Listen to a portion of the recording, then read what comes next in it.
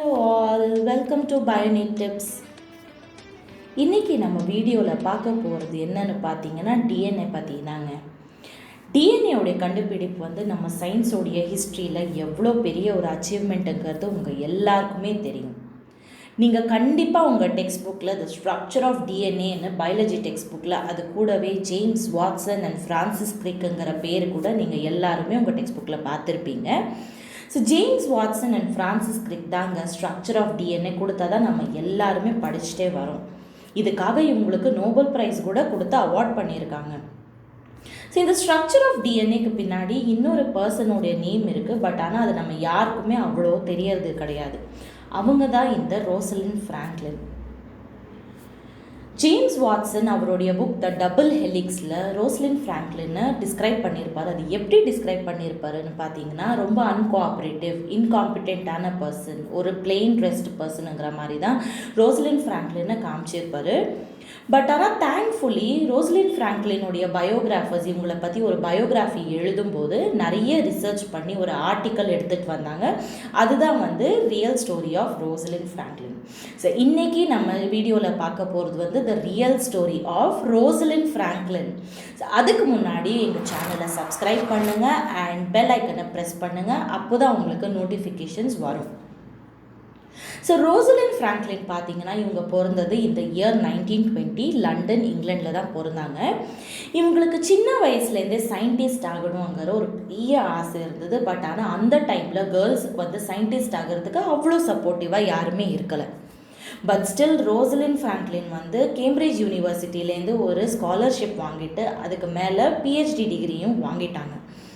இவங்க வந்து இந்த கோல் மைன்ஸில் ஒர்க் பண்ணுறவங்களுக்கு ஒரு ஸ்பெஷல் கேர் ரெடி பண்ணுறதுக்காக கோலோடைய ஸ்ட்ரக்சர் பற்றி ரிசர்ச் பண்ணாங்க.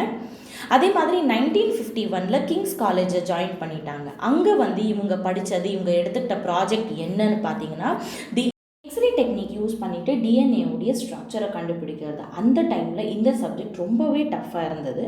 அண்ட் அதே மாதிரி பார்த்தீங்கன்னா ரோசலின் ஃப்ராங்க்லினுக்கு வந்து அவங்க காலேஜில் ரொம்ப ஃப்ரெண்ட்லியான சுச்சுவேஷன் இல்லை. ஏன்னா அங்கே எல்லாருமே மேல் சயின்டிஸ்ட் அண்ட் இவங்க மட்டுமே ஃபீமேல் சயின்டிஸ்டாக இருக்கிறதுனால இவங்களுக்கு நிறைய மேல் டாமினேஷன்ஸ் ஃபேஸ் பண்ண வேண்டிய சுச்சுவேஷன் இருந்தது.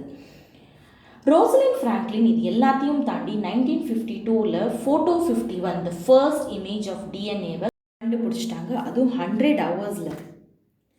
இவங்களுக்கு லேபில் வந்து மாரிஸ் வில்கின்ஸுங்கிற ஒரு பர்சன் கூட எப்பயுமே ஒரு கிளாஷ் இருந்துகிட்டே இருந்தது.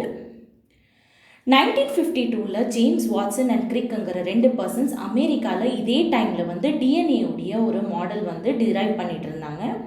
இந்த மாரிஸ் வில்கின்ஸ், அதாவது ரோசலின் ஃப்ராங்க்லினுடைய லேப்பில் வேலை பார்க்குற மாரிஸ் வில்கின்ஸ், இவர் என்ன பண்ணிட்டாருன்னு பார்த்தீங்கன்னா இந்த ஃபோட்டோ 51ங்கிற இமேஜை அப்படியே எடுத்துகிட்டு போயிட்டு ஜேம்ஸ் வாட்சன் அண்ட் கிரிக்கு சப்மிட் பண்ணிட்டாங்க.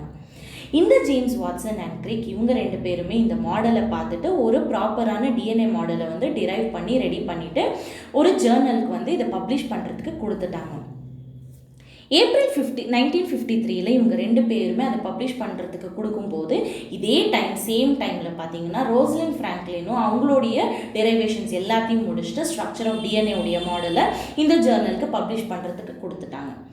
அந்த ஜேர்னல் ரோசலின் ஃப்ராங்க்லினுடைய மாடலை கண்டுக்கவே இல்லை. ஏன்னா அவங்க என்ன நினச்சிட்டாங்கன்னா இந்த மாடல் வந்து ஜேம்ஸ் வாட்சன் அண்ட் கிரிக்கோடைய மாடலில் வந்து ரொம்ப ஃபெமிலியராக இருக்கிறதுனால இவங்க அதை காப்பி பண்ணிட்டாங்க அப்படின்னு நினச்சிட்டாங்க. 1958 நிறைய எக்ஸ்ரே எக்ஸ்போஷர் இருக்கிறதுனால ரோசலின் ஃப்ராங்க்லின் கேன்சரால் அன்ஃபார்ச்சுனேட்லி இறந்துட்டாங்க. 1962 பார்த்தீங்கன்னா இந்த James Watson, Francis Crick and Maurice வில்கின்ஸ்க்கு வந்து டிஎன்ஏவோட ஸ்ட்ரக்சர் டிரைவ் பண்ணதுனால நோபல் ப்ரைஸ் அவார்டு வந்து அவங்களுக்கு ஆனர் பண்ணாங்க.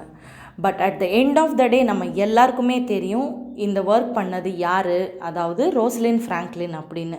ஹிஸ்ட்ரியில் கண்டிப்பாக ரோசலின் ஃப்ராங்க்லின் வந்து ஒரு இம்பார்ட்டண்ட் பர்சனாக இருப்பாங்க சயின்ஸ்க்கு. அதே மாதிரி இன்றைக்கி நம்மளுக்கு தெரிய வந்தது இந்த ஸ்ட்ரக்சர் ஆஃப் டிஎன்ஏ கொடுத்ததே வந்து ரோசலின் ஃப்ராங்க்லின் தான் அப்படின்னு. ஸோ ஐ ஹோப் உங்களுக்கு இந்த வீடியோ பிடிச்சிருந்ததுன்னு நான் நம்புகிறேன். உங்களுக்கு இந்த வீடியோ பிடிச்சிருந்ததுன்னா என்னுடைய வீடியோவை லைக் பண்ணுங்கள், என்னோட சேனலை சப்ஸ்கிரைப் பண்ணுங்கள். தேங்க்யூ ஃபார் வாட்சிங் பயோனிக் டிப்ஸ்.